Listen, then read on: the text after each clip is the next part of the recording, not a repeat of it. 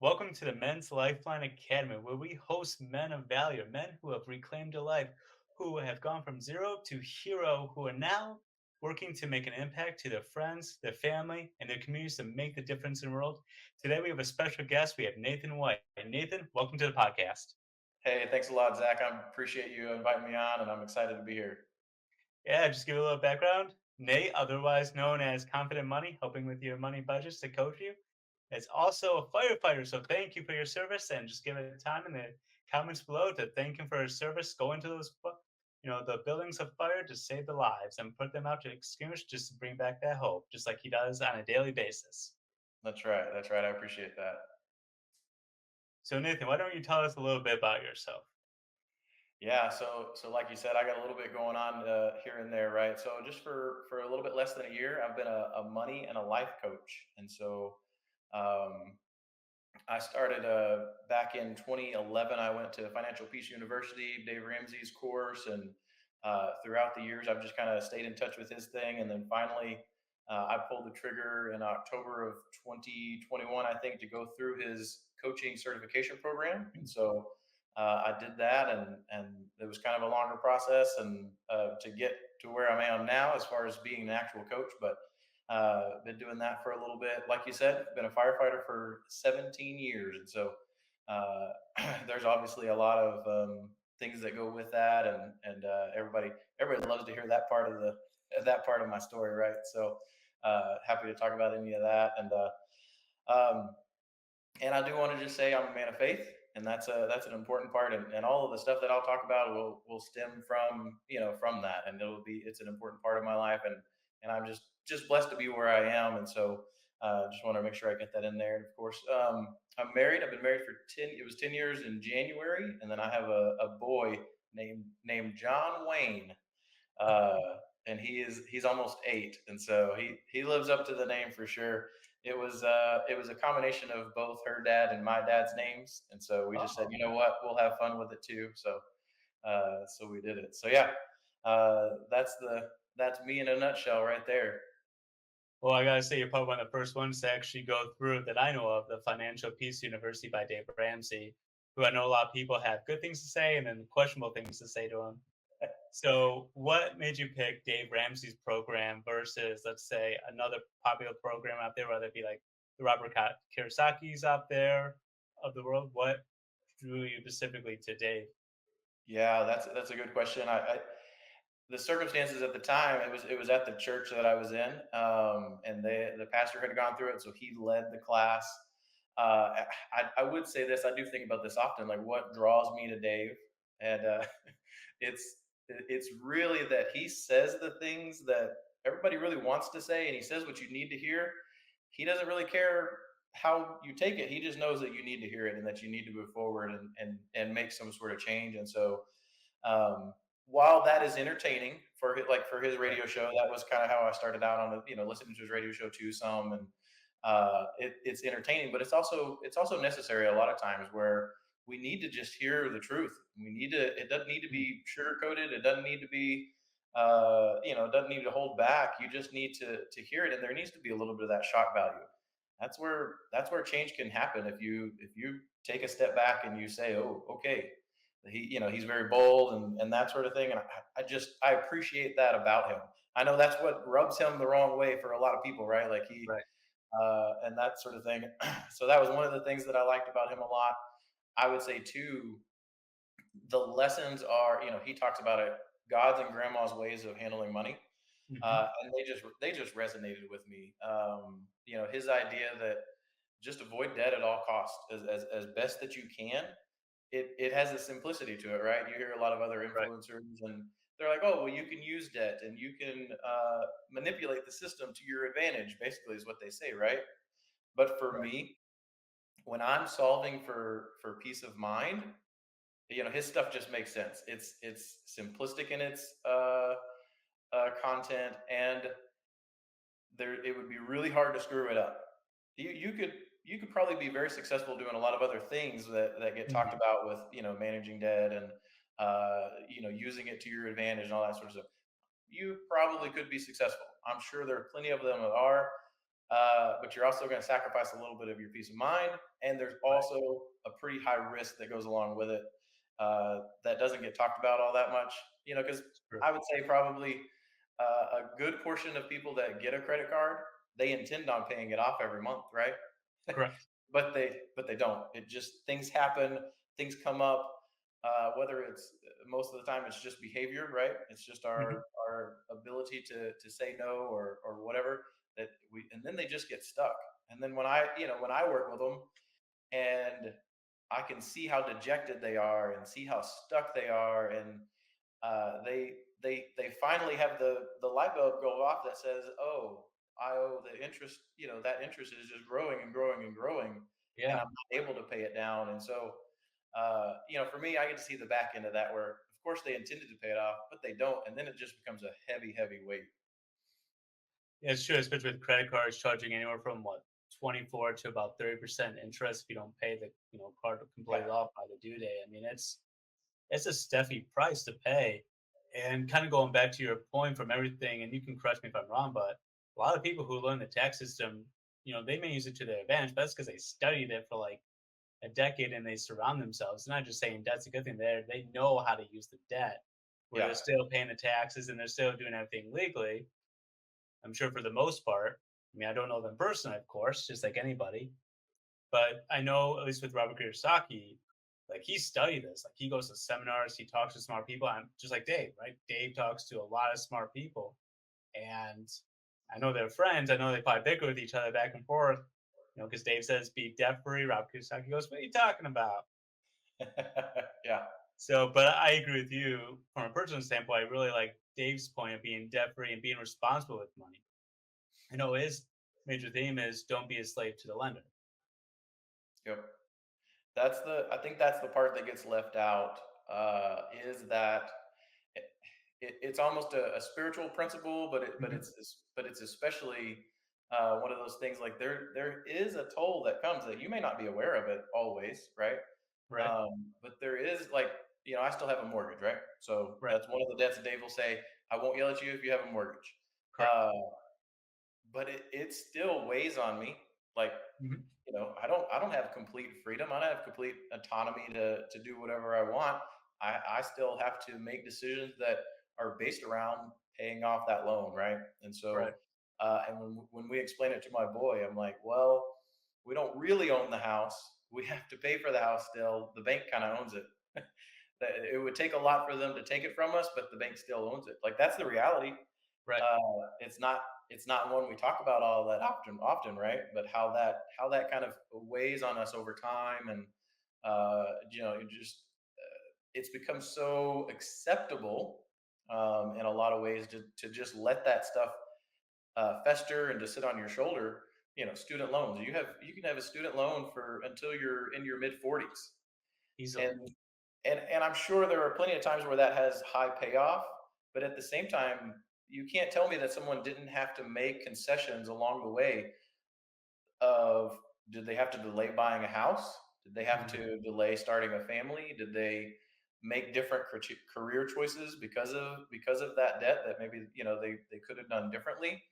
I think in my mind that's obvious, and so there has to be, when you talk about debt, it can't just be about the numbers. It's a lot more than that. It's got to be that mental aspect of it, the just that peace of mind part of it too. And that's something I wish like Dave would go just honestly a little bit more into. Hopefully, does the coaching program talk a little bit more about the behaviors of that's involved in money and like overspending money? Because I know he always touches upon it, but he never goes into the deeper reason for it. It's just more like it's 100% behavior. Don't do this. Why are you doing this? Don't be a fool. Like, why did you get that $700 car payment? Well, I deserved it. Okay, but like, so I always like to know like the deeper meaning. I always believe that he wants to get there, but he never really truly does. I've seen quite a few of his videos. Yeah, that's something they actually address in some of the training that they do as an Mhm. organization. Is Dave is on the radio, right? Like Right, that's an entertainment thing a little bit. I mean, he's trying to help people. Don't misunderstand. Like, that's right. his Oh, of goal, course. is to help. Uh, but he gets, 90 seconds, 2 minutes, 3 minutes, whatever, to That's really fair. cut to the core of it. And so, yeah, through the training, they absolutely talk about that. Like people that it is behavioral in that you get you control what you do, right? But there is a lot that they talk about how it can weigh on you, Hmm. how how as a coach to kind of address that and to be sympathetic to that. Like it's not as simple as, oh, just go sell your car. Right. It's not, obviously it's not like that, right? But the radio medium that he uses lends itself that that's how he addresses it. And so yeah, they definitely go into that on the back end and talk through some of that sort of stuff. So I thought that was good. Uh, No, that's actually a huge relief knowing that they go more into the behaviors. So, what are some common behaviors that you've noticed when kind of coaching people, whether they're overspending or now gone to the other way, where they're like they sacrifice like literally everything not to spend money?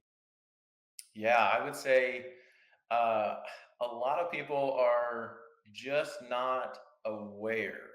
Okay. Uh, so without doing a budget, without tracking your expenses, that sort of thing, you kind of just go through and we kind of have this innate. This is something that I've noticed working with people. We have this innate idea of what we can actually afford, even if Hmm. you're using credit cards. Um, Most people, when once we sit down and we actually do their budget and we do their outgoing and their incoming, most people are not upside down.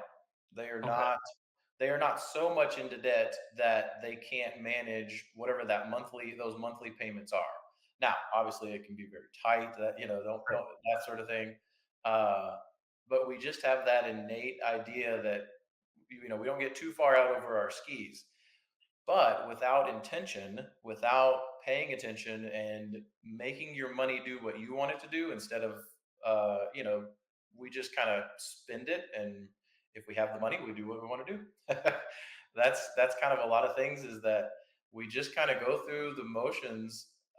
We get inundated with marketing and things to do and keeping up with other people and all of these sort of things. Um, the money just kind of just goes and it's just a tool, right? It doesn't know any better. Right. And so it's that's what I would say is a big part of it. Once people start paying attention and the one thing I like to tell people is this: you need to make your money align with your values. Mm. And so, but if you haven't ever sat down and decided what are my values, like you may have the value that you think donating to a certain cause is important, Right. whatever it may be, but you don't donate because you haven't aligned that with your values.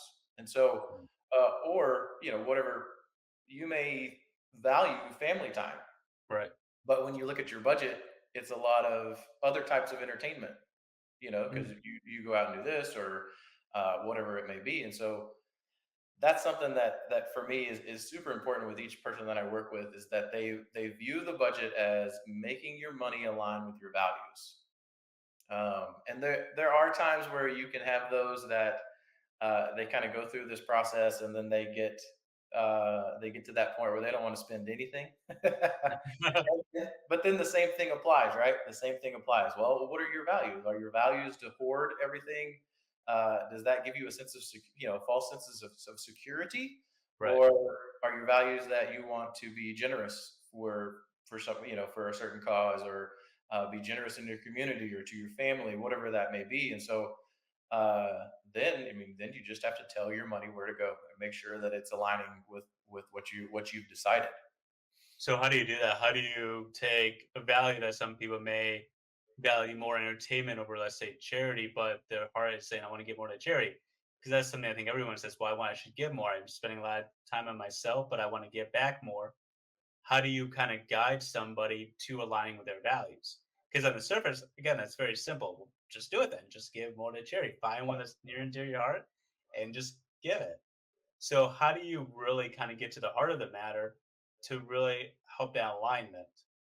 Yeah, it really comes down to the budget, Okay. the dirty word that nobody likes to talk about, right? Nobody wants to say Right. the word budget, but that's really what it comes down to.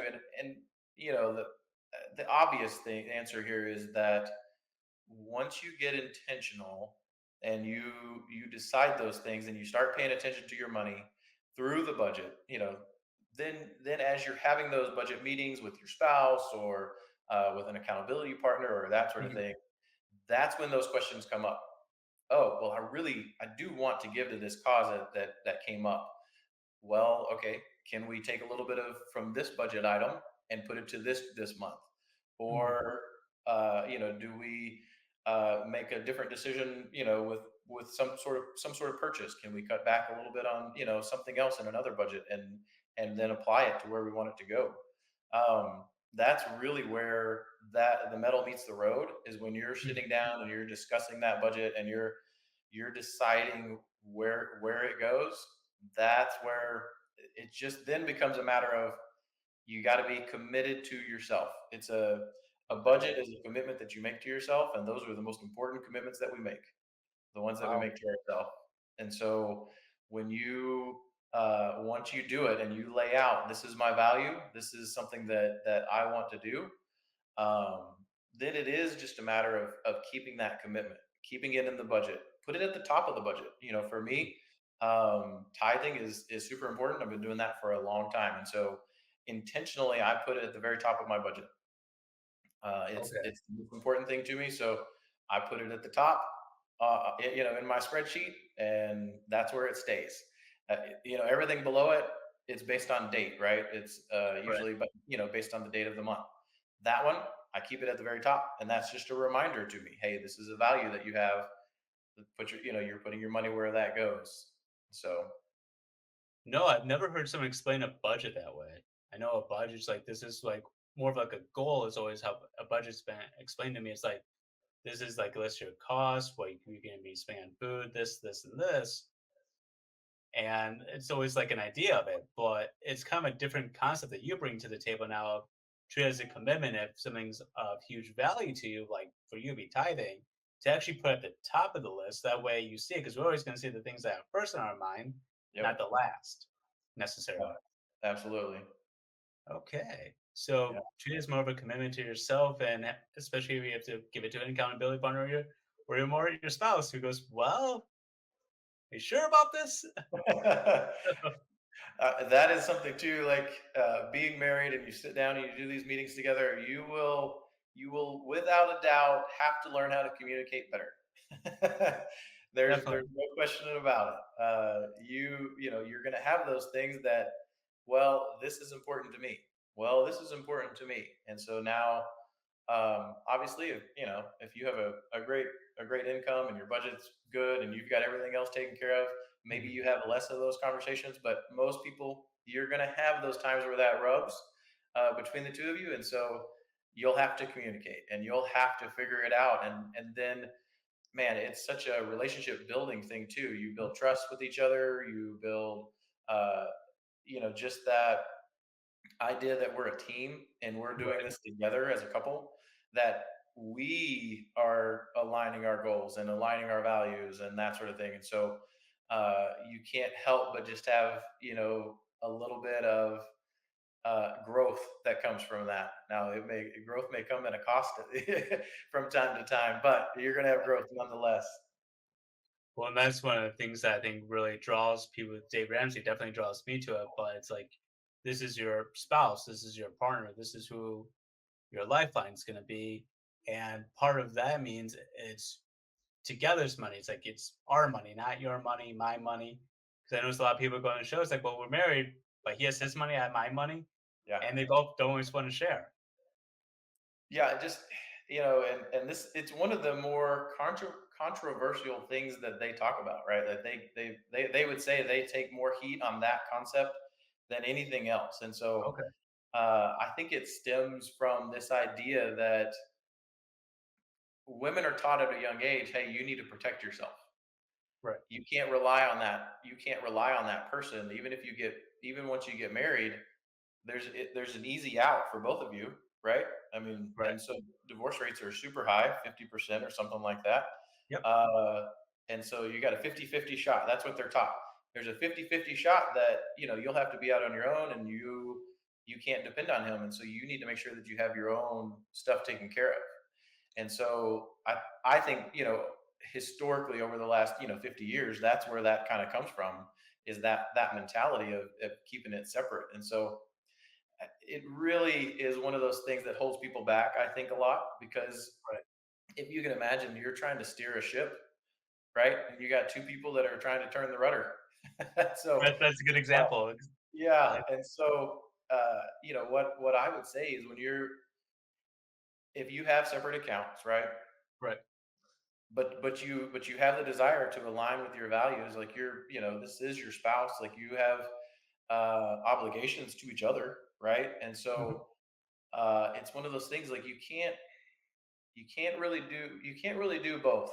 You can't really do both as far as really getting focused and achieving the things that you want to achieve financially, emotionally, in your marriage.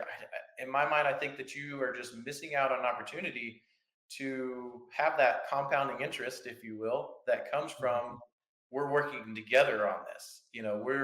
We are a team with one common goal. We're not two separate individuals anymore that have, okay, well, sure, we do some of these things together and that sort of thing, but I'm keeping my money separate because, just in case, or because I need to be able to spend what I want to spend. It's kind of the on a very practical level. What I coach people to do is this: like, you can still have your freedom within that Mhm. budget if you combine your finances. We My wife and I have a category for fun money. She gets a Oh, certain nice. she gets one, I get one, and it's the same amount for us. Maybe it's different, for somebody else. That's fine, but there's freedom in that. We spend that however we want. We don't really, we don't have to talk to each other about that, because we predetermined, this is the Mhm. amount, this is what we agree to, and so, we have freedom to do it. So anyway, I think that's a real missed opportunity for people in their relationships, when they have their bank account separate like that. Yeah, I mean, you hit on a lot of key points from a lot of females when they're growing up because they've experienced, their mom, their grandmother experienced, don't depend on a guy because a lot of times they were hurt and Yeah, things fell apart. And then you got the opposite on the guy's end. It's like, well, make sure you sign a prenup or something like that because that way you don't lose all your money. yeah, yeah, yeah. So it gets really complex about like what's the right way to do it when there's a lot of fear, there's a lot of brokenness kind of interject into it, especially with the divorce rates at 50%. And one thing they don't necessarily tell you is that that's actually including second and third divorces. So if you get married two or three times, it's actually not just like first divorces. So it'd be kind of interesting to see what that number really is. It's definitely higher, Yeah, out of shadow of a doubt. The question, because obviously with commitments have gone down a lot, but I really like your approach of even using the fund money. Like it's a predetermined amount. You both get the same amount, so instead of that partnership, still that equalness.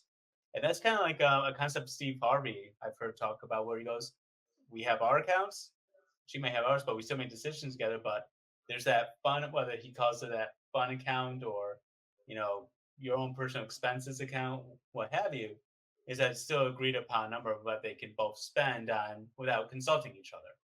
yeah, yeah. And that's kind of a it's one of those things. They get to say that they have their own account, but Right. then they're still shuffling money from one to the other, right?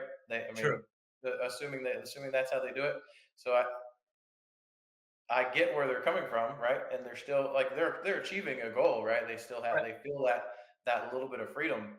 My only thing would be to say, you can do that within a budget with one account. That it's the same concept. It's the same Mhm. exact thing. You just don't have separate accounts to keep up with. Right. No, that's some good advice right there. Just to keep tackling things as a team. I mean, there's no better. I mean, again, it's not your opponent and you're competing against each other, but you can't spend. It's like you're a team. And Yeah, let's go back to the cliche. There's no I in team. that's right. That's right. And I think too, on a deeper level, I have to wonder this. I don't know this for sure, and I haven't had anybody really tell me this, but I have to Mhm. wonder too. Is there is there a little bit of a trust issue that kind of develops over time if you have separate accounts? Well, so do you ask yourself, let's say things get tight in the budget. Mhm. Well, but then your spouse still goes and does XYZ because they have their account and there's money Right. in there for it. They're spending it a certain way. Well, now are you asking yourself, well, we kind of needed that money. We kind of needed that for this other thing that came up, but you're still doing this. And so anyway, I think that's an interesting thought. Like, is there some deeper things that go on that are affected by having those different accounts and not having full disclosure and transparency with how how money is spent and that sort of thing. So anyway, just a food for thought as we're talking about that.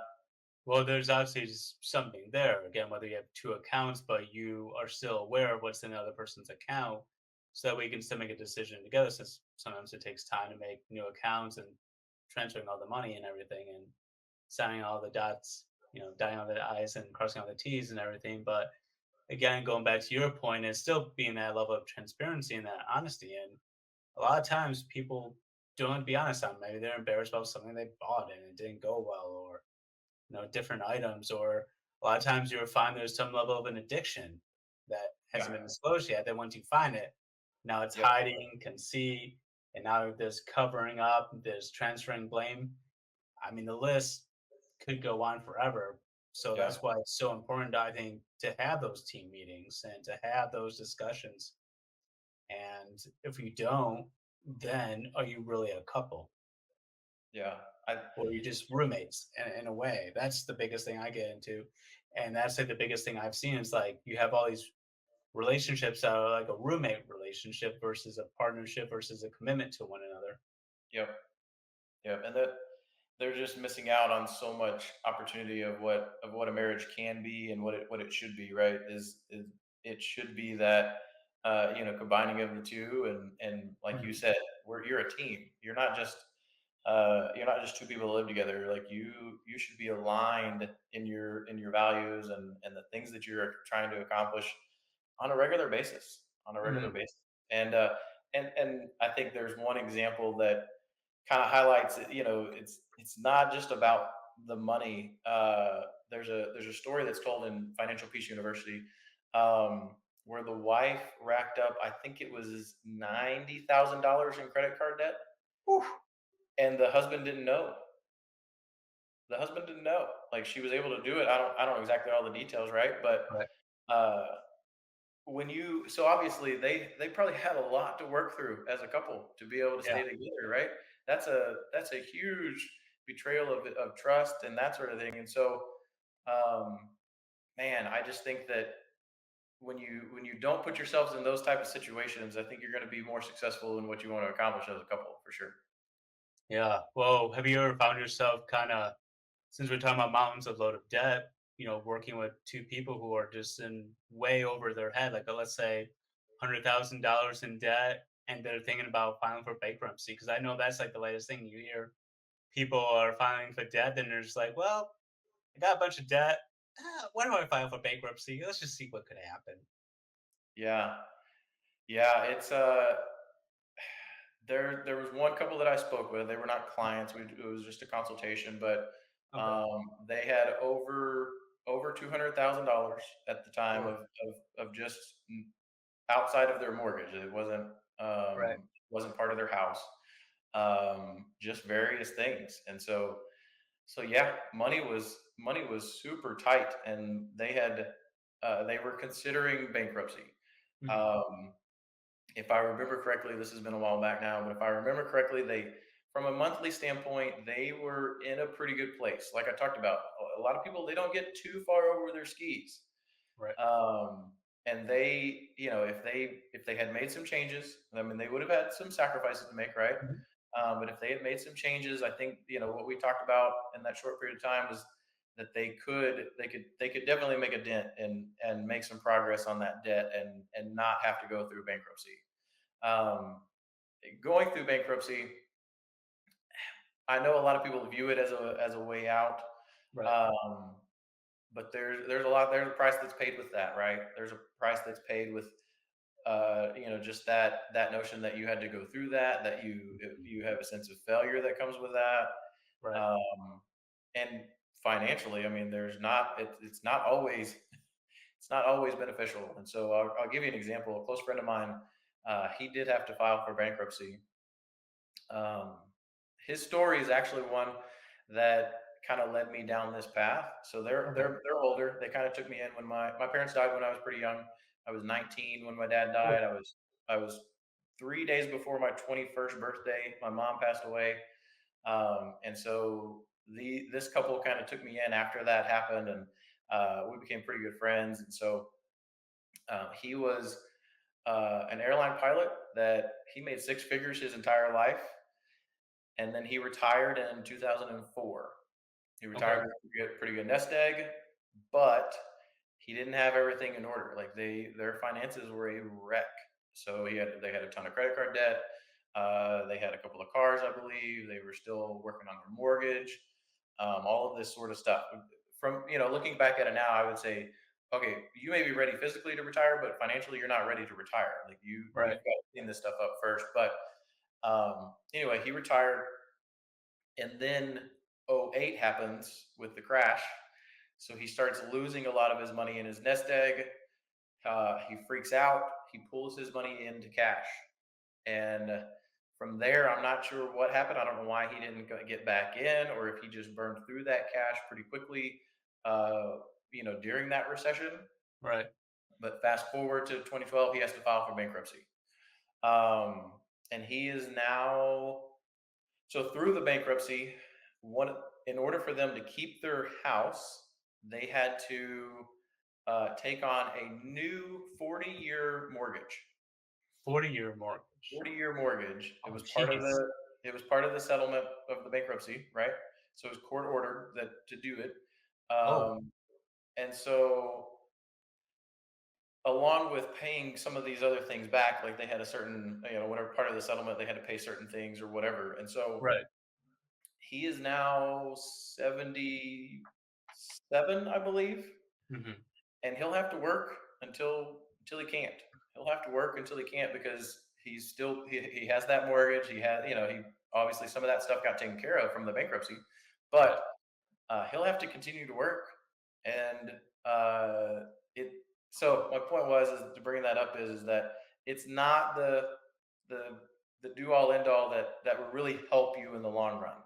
What will help you in the long run is let me look at my behaviors. Let me take Mhm. responsibility for the mistakes that I've made because obviously I've made some mistakes, but now I'm going to move forward. And to someone like that, I say it like this: you have to let that go. That was the old you. You're not going to condemn yourself anymore. You're not going to hold that against yourself. There's nothing else that you can do about those mistakes. But what you can control is what happens moving forward. And and obviously that applies to a lot of life, right? Like you can't Right. control the things that have already happened, but you can control from here on out. And you can get serious, and in those type of situations, it's serious about the budget. It's serious about paying off your debt. It's get serious about can we increase your income, Mhm. those type of things. And you move forward. You move in a place to where you want to be. You don't keep looking where you were. You can't do it. It's not helpful. There's one example that I always like. I don't remember where I heard it, but there's a reason the windshield is huge and the rearview mirror is small. Uh, and so that's just how would I encourage somebody like that in that type of situation. Yeah, there's a book. I don't know if it's in the Power of Discipline by Walter, something Walter. I can't remember off the top of my head. But I think he calls it the rear view mirror syndrome. Basically, it's like you're always looking back and reliving the past. Yeah, And I think that's such a huge point that a lot of people get stuck in, and I'm glad you alluded to that, is the fact that I screwed up, I can't do this, I've never been able to do this right. Here's just another example of me failing, another example of why nothing goes right in my life. And what is this time going to be different? Like, how is this time going to be different?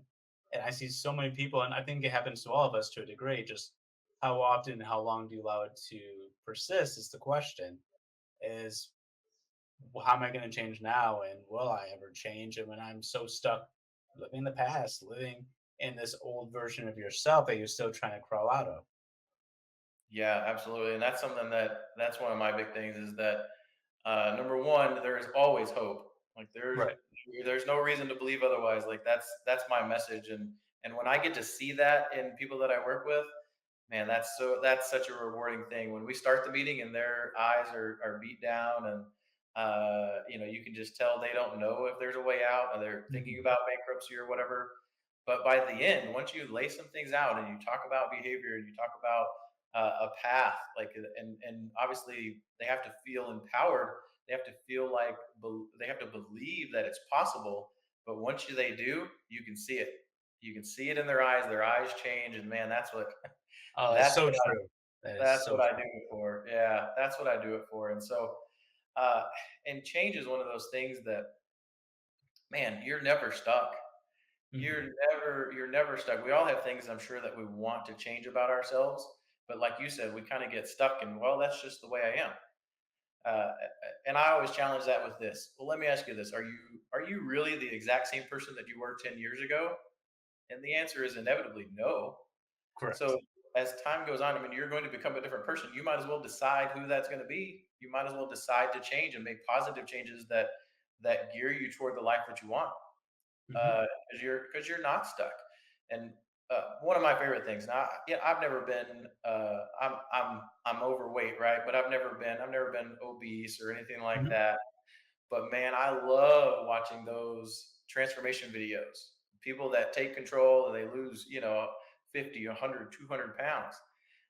It still resonates with me because what it does is it says you might be in a bad spot. Like you might have made some poor choices and put yourself in a spot, or circumstances might put you there, but you can get out. Right. And the only person that does that is the people that you're you you're the only person that can do that for yourself. Is you have to decide, and you get to decide, and you get to choose, and you get to make a change. You're never stuck in whatever your situation is. I hope who's ever watching this video just really resonates with it. That it's never too late. Doesn't matter how old you are. Doesn't matter how many years you've been trying to never give up on hope. And I know there's that verse in Romans where it talks about, to be thankful for trials and tribulations, for they work on your character, and then character creates perseverance, but then it also creates hope. Yeah. And if we have hope, that's the game changer is to have that hope. Yep. I think, and that's where a lot of people get stuck. There's a common question that goes around on Twitter. It says, "What's holding people back from being wealthy or becoming a Yes. millionaire?" Correct. Some variation thereof, right? Yeah. Uh, Always. and my answer is always this one word: it's belief. You have to Oh. believe that it's possible, and a lot of people don't. Whether it's whether it's in their finances, or in their relationships, or in their health, or whatever it is, for whatever reason, people get stuck and they don't believe that it's possible for them. They think that maybe they think their circumstances are different somehow, or like you alluded to earlier, maybe they think that they're too far gone, or too Mhm. stuck in their ways, or whatever. And so that's one of my messages is that you have to believe that it's possible. And if you don't, then go find those things that prove that it is. Go find those weight loss transformation videos, or Mhm. people that come out of drug rehab and go be successful, or you hear this in the business world all the time. Oh, I was down to my last dollar and now I'm worth 100 million. You hear Yeah. that stuff all the time. But go find those things, and it should give you that proof. It gives you that concrete proof that change is possible, and you're no different than anybody else. Right. We all have the same choices that we make. Of course, some circumstances are going to be different, but you all have the ability to make a change. Everyone does. Everyone does. And we all have the ability to seek the life that we want. That's going to look different for every single person. You're going to have something different that you're seeking, but the reality that you get to choose is always true. And there's the biblical principle that backs this up: is you reap what you sow. And That's true. that's something that if you apply that to every part of your life, and get that understanding that, well, what are my inputs? Am I sowing good things into my mind, or am sowing good things into my habits, or into how I handle my money? If once you answer that in the positive and say, "Yep," then you're gonna reap the benefits of that. A lot of times, though, we don't think about it in those terms, right? We just kind of go down the river and go with the flow. Yeah, well, sometimes you gotta take the exit or else you're gonna go down the waterfall. In every classic show you've ever watched, it's like, "Oh, I think everything's good. Do you hear Yep. that sound? No? Do you hear that? Maybe? Not really. Keep going, keep going." Then it's right before it gets too late, it's like, "Oh, there's the waterfall." Then they're panicking. Yeah. Yeah. So one of the things, to have that belief is also to pay attention to how are your thoughts leading you? How are your actions? One of the posts I have basically says this: watch your thoughts for they become words, watch your words for they become actions, watch your actions for they become habits, watch your habits for they become your character, watch your character for it becomes your destiny, what we think we become. And I have that like Absolutely. right next to my, on my wall because that's that paying attention, that's having that belief of you gotta watch how things enter the heart and then the mind because it affects it. It's either going to lead you down a very positive route where even if it's you going through a lot of struggles, you're going to grow from it, learn from it, or you can go back to that belief, that really fixed mindset of, well, why does this always happen to me? Just my luck. And you see people just get frustrated and start yelling. Yeah. No, that's good, and that does break it down at the most fundamental level. Your thoughts, like you say, like what you described, your thoughts matter. Right. And a lot of people think, well, my thoughts are my thoughts. Like it must be, like, well, that's not always true. Like your brain is an interesting thing, and it's something I've learned over time is like it sometimes it just does weird stuff. And Yeah. so, but at the same time, you get to control that. Like it may do something weird, right? Like you may have this weird thought, um, but then you get to decide what to do with it. You get to decide to hang on to it, or you get to decide to let it go, or you get to decide to explore it more and decide, why Mhm. did I have that in the first place, or what were my inputs? What was it that caused me to have that kind of thought? Was Mhm. it, did I have this thought about divorcing my spouse because I was watching the reality TV where everybody's divorced? Whatever, whatever. Those type of things matter, right? Like I that do. that those inputs matter. Yeah. I mean, and, depending on what you watch, it's really kind of a reflection of who you are. Yeah, for sure. And again, that's where, man, intention matters so much. And we just, as a society, we just kind of go through the motions, do what everybody else is doing. Um, when we could be taking control, and we could be building the life that we want. You talked about the paddling down the river. That's a something that I've been chewing on for a while. That visual of you're in your boat and you're floating down the river, and there are rapids coming ahead, right? Hmm. And I'm over here. I'm from the banks, and I'm telling you, hey, paddle. You have a paddle in your hands. A lot of people don't even realize that they have the paddle. But I'm over here. I'm like, hey, you do have a paddle, and you can use it to get out of that rapid, and to go a different Right. way. And so, I really appreciate that visual of just that intentionality, the a little bit of the control that you can exert yourself, but you got to choose. You got to choose, and you got to build that right muscle to be able to do it. Yeah, and that's I think something that needs to be kind of taught more is just like if you want to work out, get your muscles bigger, more stronger and defined, and that's to put yourself through different challenges because that's how we grow is through challenges is focusing on the challenge of the mind. And especially with behavior, especially as you alluded to throughout the podcast, is how your behavior is gonna be how you're spending. If your behavior's on the mindset's on I gotta save as much money as I can, so I gotta change up some behaviors so that way I'm not eating McDonald's, Wendy's, XYZ 4 or 5 times a day because that's gonna be easily $100 easily, especially with the prices that are going on these days. And then you can kind For of sure. focus on, well, let's see if I take that $100 and pour it towards debt. If I'm $20,000 in debt, an extra $100 is gonna save you maybe a couple months of interest saved. Yep. Yep. Absolutely. No, I love it, and that's a good frame too. That um, I think that should be talked about, should be taught is that your money being spent has a cost that goes with it, right? And Hmm. so, but when you go to make that purchase, we don't always, we just kind of, that it's that transaction, right? Right. Oh, well, this service or good cost me XYZ, but we don't take into account the opportunity costs that go with it. That's something that I talk about a lot too, is that James Clear, he famously says this: every decision that you make is a vote for something, either toward the person that you want to become, or a vote for something else, and something in the negative. And so it's the same thing with your money. Like, your every decision has an opportunity cost to go with it.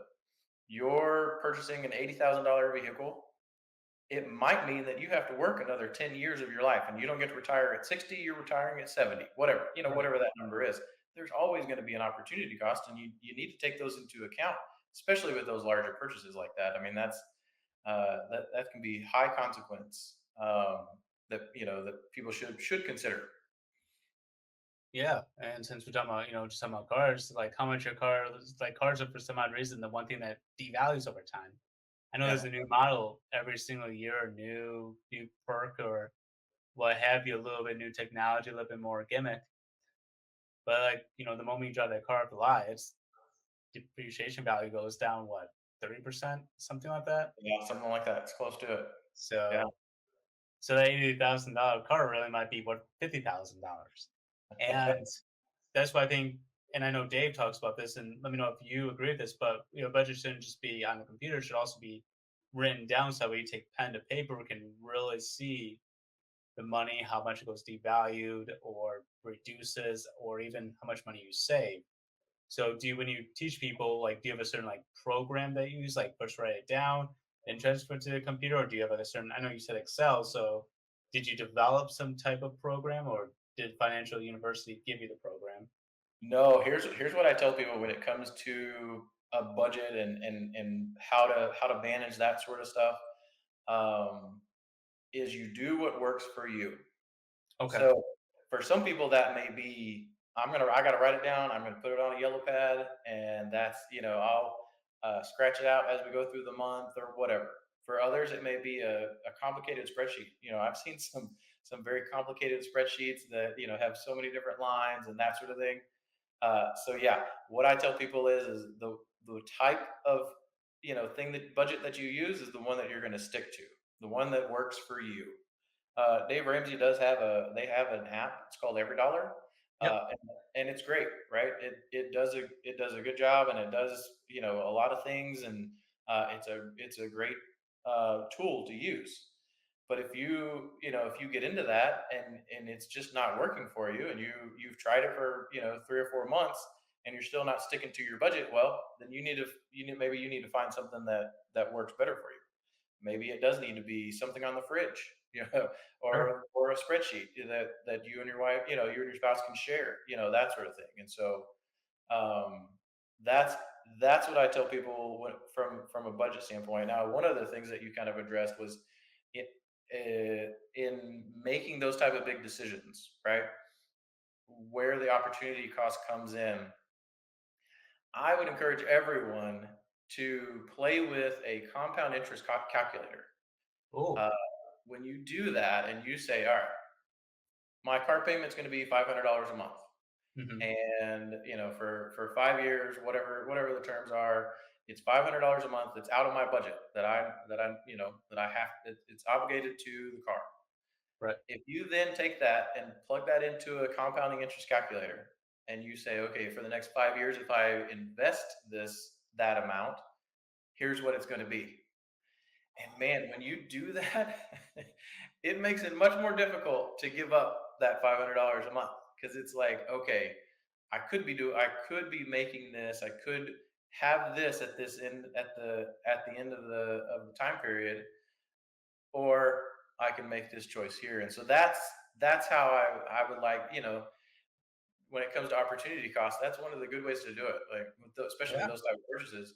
If this was invested, what would it turn into? And sometimes it may be, it may not be all that much. And you may say, well, I still need to make this other decision. But at least you are aware of the opportunity costs that are going into that decision. I think that's something huge is like taking, if you had that much money, even whether you chose to invest in real estate, stocks, EFTs, anything, or just to save it. Because obviously, if you saved $500, for 5 years, I mean, just to even save that alone would be a lot of money. I mean, that could be the equivalent of going to college or helping your kid out a little more if they want to go to trade school or college, or heck, just have it for retirement since, hey, you're going to have a rainy day. Everyone has a rainy day some time of day. So, like grandma says, gotta save that money for a rainy day because That's right. grandmas know best. That's right, for sure. So, two major questions. Number one, did you actually cut up a credit card? Because I know Dave Ramsey's huge about no credit cards whatsoever, and to cut, you can get everything off with a debit card. Yeah. So uh, I always had an aversion to debt, and so from a very young age, obviously I was by myself. Right. Once my parents passed, I was on my own. But I had learned from them. Credit. You got to be. Credit cards are probably. They probably taught me credit cards are bad. I think that Right.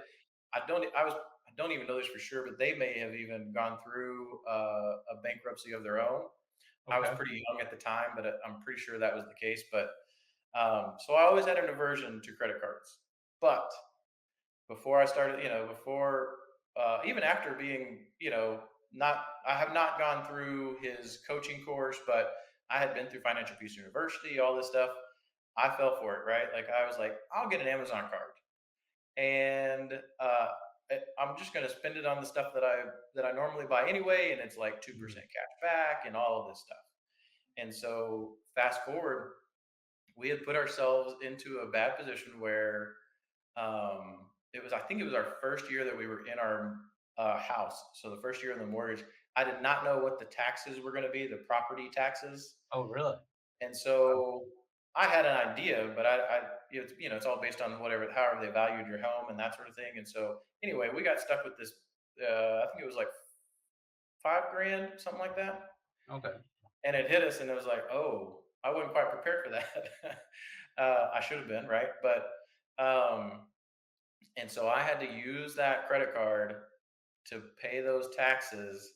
Ooh. And dude, it was one of the worst experiences that I had. And after I finished that, yes, I cut up that credit card. I was like, I will be more prepared in the future, because I mean, it was probably a 20% interest at the time, something Yeah. like that. So that's a lot of money on that. And just the feeling of, oh, I got to get this done. I got to get this paid off. And because I knew where it might lead, right? And so Right. yeah, at that point, I cut them up for sure. And then I've also led Financial Peace University, and Oh, nice. that is one of my favorite parts of the course. Anytime somebody's willing to cut up their credit card, man, I get so pumped.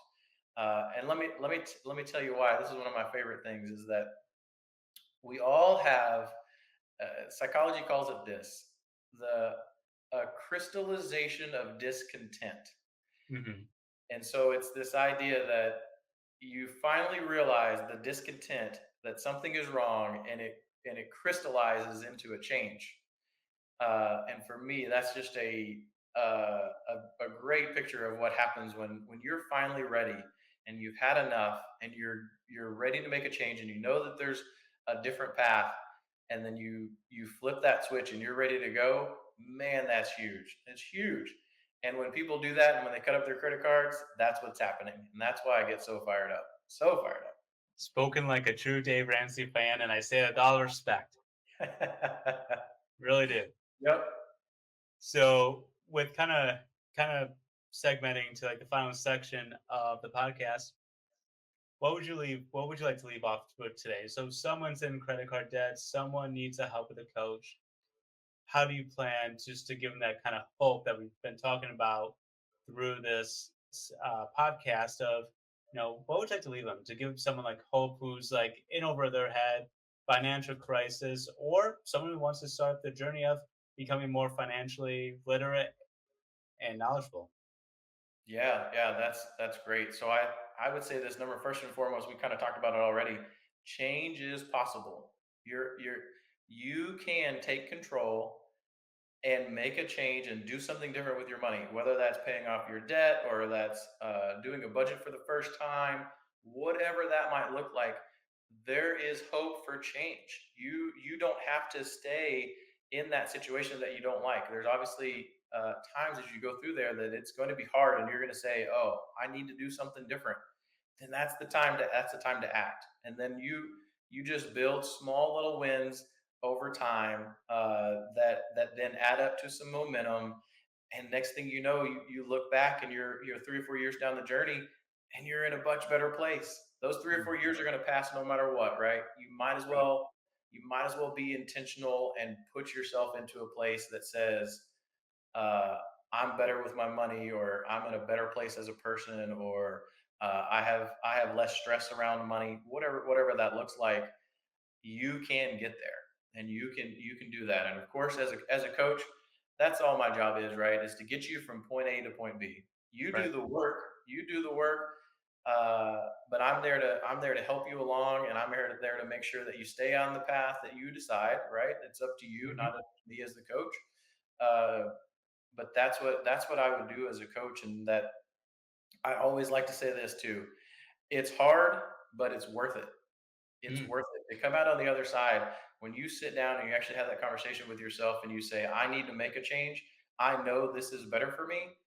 Yeah, there's going to be a lot of obstacles in the way, but once you accomplish that and once you get to that next level, it's totally worth it. It's definitely worth Hey, you heard from Nathan. Change is possible, and it would be definitely worth it. So keep on smiling bright. And if you want to follow Nathan, all his social, his Twitter, his website will be in the description below. So go check him out. If you're in financial need and need someone in your corner to help you, to back you up, Nate's the guy. And he'll create a plan, help you go from zero to hero, so that way you can live financially free. Because hey, he's a true follower of Dave, who says, "Why be in debt? Don't be in debt, you fool."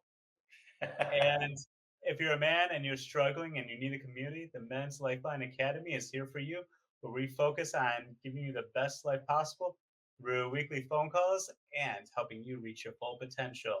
This has been the Men's Lifeline Academy podcast. Nathan, thank you again for coming on this podcast. And I hope you have a great day. And Hey, remember, go check them out.